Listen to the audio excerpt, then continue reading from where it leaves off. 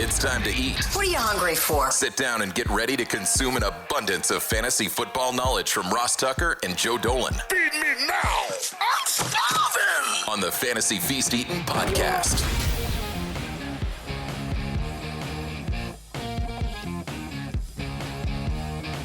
Yeah, let's eat, baby. It is the Fantasy Feast Eating Podcast. We are presented by DraftKings. Love those dudes and love those of you that go to the DraftKings Sportsbook app to bet on the draft and use the code Ross, or just start playing best ball on the DraftKings app when they open that bad boy up shortly after the NFL draft. I'm Ross Tucker. I probably said that already. Sorry. At Ross Tucker NFL on social media. You can check out the pod at Ross Tucker Pod. It's really the best account to follow on any social platform because then you know exactly when our producer extraordinaire, Jack Connell, has posted the show. And you get the 2 or 3 best highlight clips of every show, like my guy, the fantasy gangster, Joe Dolan, getting the entire city of Cleveland upset by saying that Nelson Aguilar is as good of a player as Jerry Jeudy. At FG_Dolan if you want to yell at him and you're a Browns fan. I mean, in fairness, Joe, you kind of just say, like, look at their stats, right? The stats are on a pencil and paper kind of comparison, pretty similar. And I thought it was surprising that the point was that the Browns have faith that Jerry Jeudy can be more than he's been in the NFL if they're going to give him $41 million guaranteed. That was overall the point of the comparison. Absolutely. And listen, there are a lot of people that agree with you, by the way. Mm-hmm. You can always get the content from Joe and his unbelievable army of content producers over at fantasypoints.com using the code 24feast so they know that you heard about them from us, including the great work of Brett Whitefield, who is an up-and-coming rising star in the fantasy community, in the data community, in the NFL draft community. Check him out on social media at BG Whitefield. Going to have Brett joining us this week and next week. We're taking sort of our first look at these rookies from a fantasy football perspective before they actually get drafted. Why does that matter? Well, if you listen to today's Ross Tucker Football Podcast with Chase Daniel, certainly situations and circumstance matter. But you also should probably have a pretty good idea of what you think of them before they're placed into those situations. So that's why we brought Brett on. He's the man when it comes to these things. We'll talk quarterbacks, running backs today, more quarterbacks than running backs. Next week, we'll do tight ends and receivers, way more receivers than tight ends. But Brett, let's start with the quarterbacks. And I think what jumps out to me the most, just having followed you on social media and seeing some of your posts, Brett, you might be the guy that's the highest in the media on J.J. McCarthy. So why don't we start there? It feels to me like at this point, Caleb Williams is going 1 to the Chicago Bears. I'd be surprised if Jaden Daniels did not go number 2 to the Washington Commanders. Then it kind of gets interesting, Brett, between Drake Maye, J.J. McCarthy, maybe even Penix Jr. But why do you love J.J. McCarthy so much? So the term I've used that kind of I think summarizes how I feel about him really well is he's the perfect marriage between high floor and high ceiling. I think a lot of times when you're talking high ceiling guys, you're talking about them, in terms of like there's a lot of missed potential there. They don't have a floor. Vice versa with high floor guys. Like usually high floor guys get billed as this safe prospect, but not a lot of upside there. And you're kind of capped. I think Kenny Pickett was deemed a high floor guy, not a lot of upside. But long story short, I think JJ has both. And when I've gone back, this is my 10th draft class I've scored, prospect by prospect. I've even gone back deeper in quarterbacks, and I've looked at the traits that really translate to success in the NFL. I see guys that do what J.J. McCarthy does, which he's exceptional pre and post snap. He's got really accurate arm, at all three levels of the field. I know there's some concerns about the amount of clubs he has in the bag, right? Like he's a one-speed thrower kind of. But he's great in the pocket, and this is the one that really stands out to me. He is phenomenal in the pocket, handling pressure, understanding when stunts and twists are coming, how to reset that offensive line. I know as a former O-lineman yourself, Ross, you love that about a quarterback, right? He's not going to get his guys in trouble. He knows how to, maximize that leverage. Going to keep himself clean ultimately, and I think this is a huge win point for JJ. And I know there's all the volume concerns, yada, yada, yada. We can probably get into that even more, but ultimately, I just think he does all of the QB-centric things really well. He's going to keep his team on schedule, play in rhythm, do what the play is designed to do, which is something you can't say about a lot of these quarterbacks in this class. So a lot of good things there. I'll say this. The pocket movement thing is super important. And, we have examples of Josh Allen, Jalen Hurts, to a lesser extent Matthew Stafford, greatly improving their accuracy. I don't know. Can you guys think of anybody that's like greatly improved their innate pocket feel, pocket awareness? I know those guys work on it. I see them do the drills, but boy, there's some guys like Brady was unbelievable at it. And then there's other guys that they just can't figure it out. They just don't move. Or there's guys that move the wrong way. I mean, there's guys that move into trouble. It drives me bananas. There's a stat that it doesn't correlate 1-to-1 to NFL quarterback draft busts, but pressure to sack ratio in college. There are a lot of guys who were red flags in that regard. Brett, I know Joe Burrow overcame that. Certain other guys overcame that, but pressure to sack ratio in college can predict, maybe to a greater degree than some other stats, an NFL draft bust. And I think McCarthy stands out extremely well in that particular stat. Now, I also know Michigan had a great offensive line, but as we've said on this podcast, Ross, when we were talking about Russell Wilson and Justin Fields, sacks are very much a quarterback stat in the NFL, and they can be in college as well. Brett, I think I've seen this, but I want to confirm. Is it fair to say JJ's your number one guy, or do you still have other guys ahead of him? He is my number one guy. Yep, he's been my QB1 since the week before the Super Bowl, and I think Caleb is great talent as well. But I do have JJ ahead of him. Who's number two? Sounds like Caleb Williams. Yeah, Caleb Williams. And what's crazy about the two, if you juxtapose them, is they're polar opposite sides of the spectrum, right? Caleb, he's bringing elite arm talent and playmaking ability, and I think JJ has that in his game. But Caleb's entire success, that developmental runway is going to be predicated on whether all that stuff translates to the NFL. And I think, the NFL has changed a lot over the years, but I still think the pocket passer, with creative upside is a little more valuable than what Caleb's doing right now. We just saw Justin Fields, for example, kind of flake out in Chicago pretty quickly and get traded for a bag of balls. Not saying that's Caleb's fate by any means, but I do think there is some concern when you watch Caleb, and the reason I have him below J.J. McCarthy is just he doesn't necessarily run the offense the way it's supposed to be run. A lot of turndowns. You see a lot of open turndowns in that offense. Now, the raw talent is awesome, right? Incredible legs, incredible innate feel for playmaking ability. I think he's somewhat on that Pat Mahomes spectrum as far as what he can do out of structure. I also think Mahomes is elite in structure, though, where I wouldn't say that about Caleb Williams. I think he's got a lot of development to do in structure. I like the way you talk, dude.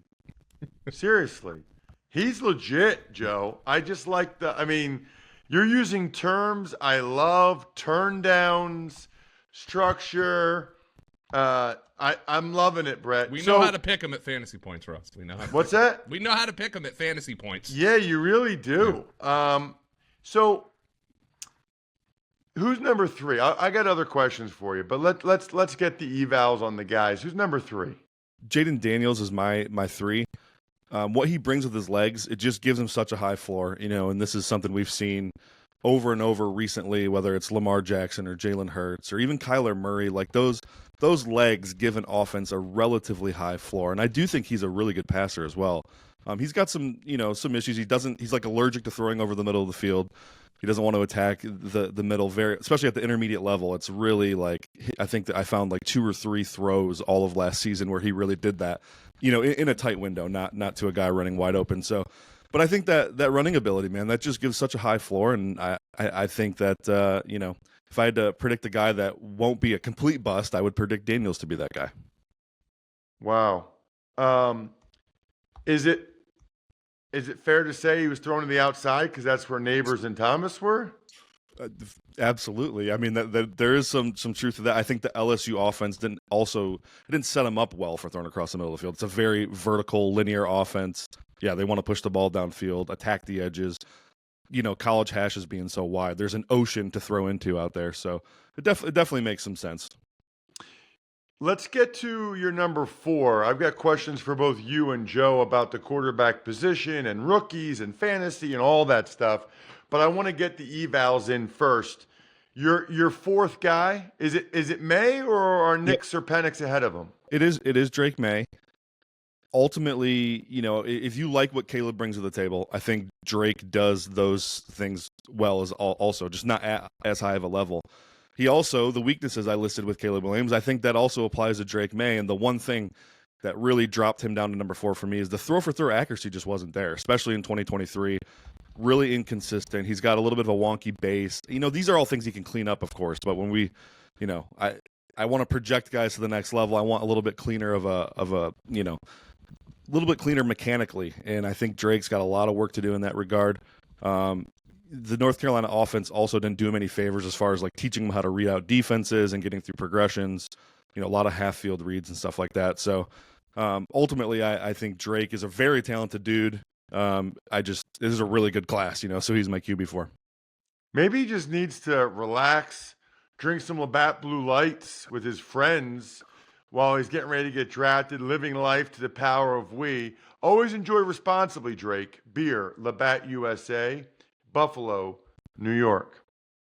Okay, is there any other guy, and obviously the 2 that come to mind are Nix and Penix Jr., any other guy that you think could legitimately be very fantasy relevant here as a rookie quarterback? So it's interesting because I think Penix has a lot of upside, especially like if you like Jared Goff or CJ Stroud, he's on that spectrum. Pocket passer, not going to do much with his legs, can't really throw on the move, but you get him in the right environment, like say the Las Vegas Raiders, where he's going to have Devontae Adams and Jacoby Myers and a nice stable of weapons there with a decent offensive line. I think that offensive line could be improved, but ultimately they got some grit there. I think Penix could be huge for fantasy, and you're talking about value too, right? Because he's going to be arguably the 5th quarterback taken in fantasy drafts, maybe 6th, depending on where Nix goes. But yeah, I really like Penix. I think there's a lot of upside there. His, throw for throw, he's very accurate. I think he feels and understands pressure well. Joe mentioned the pressure to sack ratio. This is a dude that literally never gets sacked. He's gonna run the offense the way it's supposed to be run, and I get massive Jared Goff vibes when I watch him. Left-handed Jared Goff, that is. Wow, that's interesting. And then your thoughts on Nix? Yeah, Nix is good. He's for his accurate, everyone wants to call him the accurate guy in the class. I think when you remove screen passes, he had over 100 completions on screens last year. And you actually look at the volume of throws downfield and whether the accuracy was good or not. I don't think he was elite in that category, Ross. So I'm a little lower on Nix, I think, than most. Even on completed balls, the ball location wasn't great, leaving a lot on the back hip, kind of limiting the rack element there. I do think there's an opportunity for him, though, in the fantasy landscape. If he lands, say, Denver's desperate for a quarterback. Like, what are they doing next year if they take him at 12 or move up in the late part of the first round to take him there, or even maybe just wait on him in the second round? I don't know. But he's going to end up starting right away probably, or at least at some point in year 1. So, yeah, he's got fantasy value from that standpoint. I think, there's a chance he legitimately gets on the field next year, which automatically makes him valuable. So, I guess from my perspective, Joe, for rookie fantasy quarterbacks, I want your opinion on the value that they've shown in recent years. I guess the guy that I'd be highest on is just Jaden Daniels because of the running ability. I think he's going to the Commanders. I think he'll start the whole year. I like the rushing yards I think that he'll have. I guess Caleb Williams to a little bit of a lesser extent, but being able to have DJ Moore, Cole Kmet and Keenan Allen. I don't know. I don't know about the guys after that from a fantasy. I mean, even I know Brett loves McCarthy, but if he's going to like the Patriots, Yuck. and I know McCarthy can run a little bit. I don't know how much they'll ask him to run. Just kind of your thoughts, Joe, on rookie quarterback fantasy value in general, and then based on Brett's breakdown, these guys this year. Well, first and foremost, I'll let you know that Caleb Williams is already going on some best ball websites as a 9th round pick. So people view him as going to the Bears, where the Bears obviously have DJ Moore, Keenan Allen. They've made some moves to really insulate a rookie quarterback. So I think Caleb Williams is going to be the obvious guy to be high on. The thing I like about all of the big four, Penix doesn't really qualify here, but all of the big four have mobility. Now, Jaden Daniels has mobility, but all of the big four, including McCarthy, can add value with their legs to an offense. Now, the thing about rookie quarterbacks is, you'll remember last year, Anthony Richardson was being drafted as like a QB1 because of the mobility. But as we saw, CJ Stroud was the guy who really ended up being the valuable guy. So let me break it down this way. Because, Ross, you were talking about people yelling at me on social media. I had somebody come to me and say, the last thing I want to hear is stuff like Bryce Young is my most drafted best ball quarterback. And I will fully admit Bryce Young was my most drafted best ball quarterback last year. I would make the same mistake again, though. Because if I applied the same process to CJ Stroud, I'd look like a genius. And it wasn't so much look, I liked Bryce Young more than CJ Stroud coming out. There are a lot who agreed with me, including the Carolina Panthers. Bryce Young was significantly worse than I could have imagined. CJ Stroud was significantly better than I could have imagined. So one of the things that I'm trying to learn this year is, for somebody like maybe a Drake Maye or a JJ McCarthy, who's going to be going later in the best ball process than Jaden Daniels and Caleb Williams, don't rely on your scouting report. Diversify a little bit, because there is a chance one of those rookies is going to stand out. I'm not trying to say, look, CJ Stroud might have ended up having the best rookie season for a quarterback of all time.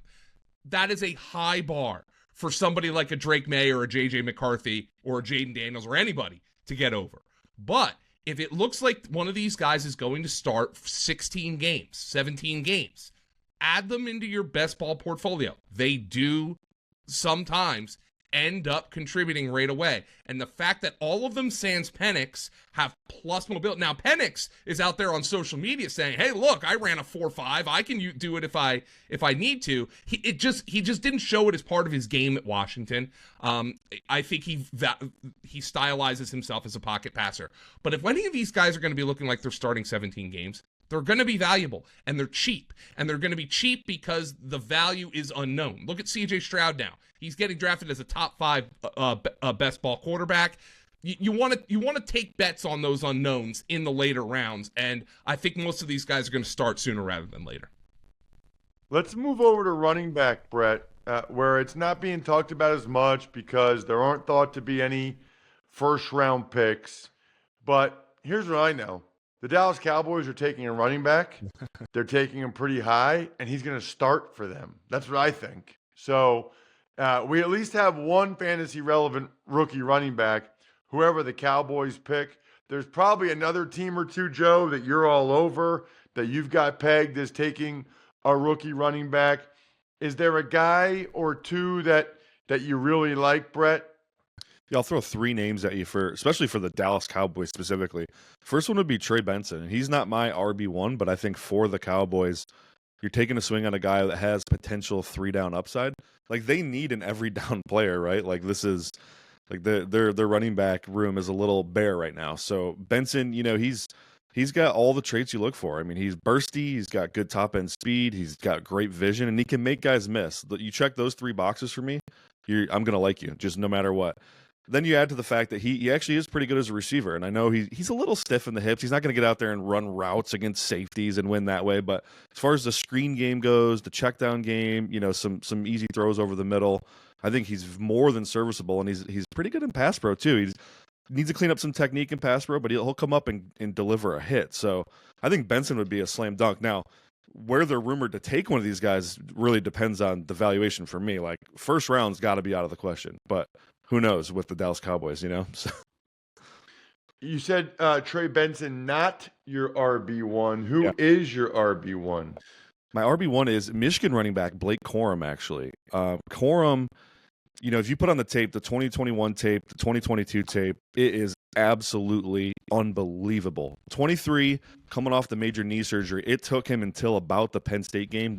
Was that game 9 or 10 in the season to really come alive. But he did look back. The pro day numbers were pretty good. The combine numbers were good. So I think he is back. But man, that 21 season, he looked like he could be a 3-down running back. He kind of, the Donovan Edwards role that he's been playing the last couple of years is this, slasher, scat back, receiving option. But Blake Corum invented that role in 2021 and then, turned into more of the every down, early down runner kind of guy. So I think Corum can be a good receiver in the NFL. He has elite make you miss potential. There's a couple plays on his 22 tape that just absolutely blow your mind where you're trying to figure out how he got out of it. As a low 4-5 guy too, he's got enough breakaway speed where you give him a little crease, he's going to make you pay for it. Now, I don't think he's going to outrun elite corners or anything like that, but he's going to get the job done. And the vision is so superb. And Ross, one of the things I love about these Michigan guys, in Texas too, for that matter, is the scheme they come from. They're used to playing behind every run concept. So they got a lot of reps in zone, but they have a ton of reps in gaps concepts, power, counter. They're good at setting up pullers. They're good at making linebackers commit on zone reads. Like they have a really good diversified portfolio there, and that skill set translates to the NFL right away typically. Well, that is so interesting because a lot of people have a bunch of running backs ahead of Blake Corum. Yeah. I don't know if that's still some of the injury concern or whatever. Joe, I do want to make sure we get this in. I don't know if you know off the top of your head other teams that you think will draft a running back who might start, but whoever gets drafted by the Cowboys, that is a good situation.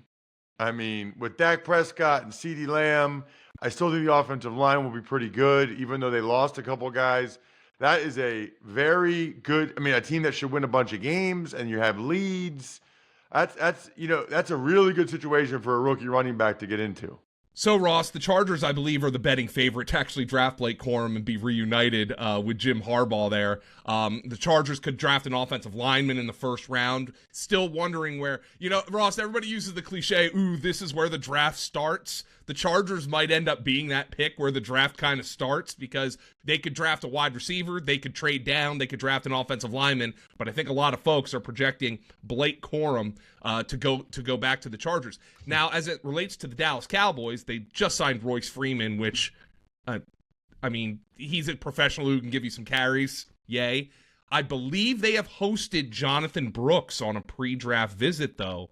And look, the elephant in the room for Jonathan Brooks is he's coming off a major knee injury. But that's a guy who, Brett, I think you mentioned he might have been your RB1 had he not had the injury because the skill set is obvious for Jonathan Brooks.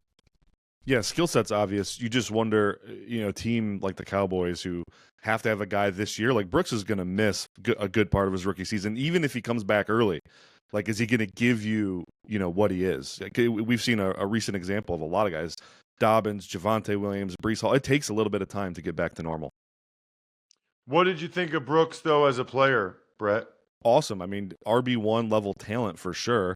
3-down skill set. Reminds me a little bit of Alvin Kamara. I think he's more slashy and, fluid than he is, explosive. But I've seen Jamal Charles comps. I don't really feel that. I don't think he has that level of explosiveness, but can slip tackles all day long. Really good receiver, good vision. Again, same concept with the Michigan offense applies to Texas. He's seen every concept there is, so he's gonna know what to do in the NFL. Is there one more guy quickly, Brett, out of Jalen Wright, Marshawn Lloyd, Tyrone Tracy, Ray Davis that you could see having a really good rookie year? I love Marshawn Lloyd. If you like DeAndre Swift's game, that's the guy for you. Super elusive, like really hard to get your hands on him, slippery, explosive, good hands. Has some fumble issues, though. I think that might scare some teams. Vision's a little bit of a concern as well, but sometimes if you got a good offensive line in front of you, the vision doesn't necessarily matter. Just run. You got to check these guys out on social media. They are excellent. Joe is at FG_Dolan, the fantasy gangster. Brett is at BG Whitefield. Can't wait to talk receivers and tight ends with Brett next week. Of course, fantasypoints.com. Use that code 24Feast. You can always, by the way, check us out on YouTube. Lots of people do. YouTube.com/Ross Tucker NFL. That was awesome. Other than that, I'm stuffed. We're done. Thanks for tuning in to Fantasy Feast. Make sure to also check out the Ross Tucker Football Podcast, Even Money, and College Draft, all on the DraftKings Network, YouTube, or subscribe to the podcast on your favorite platform.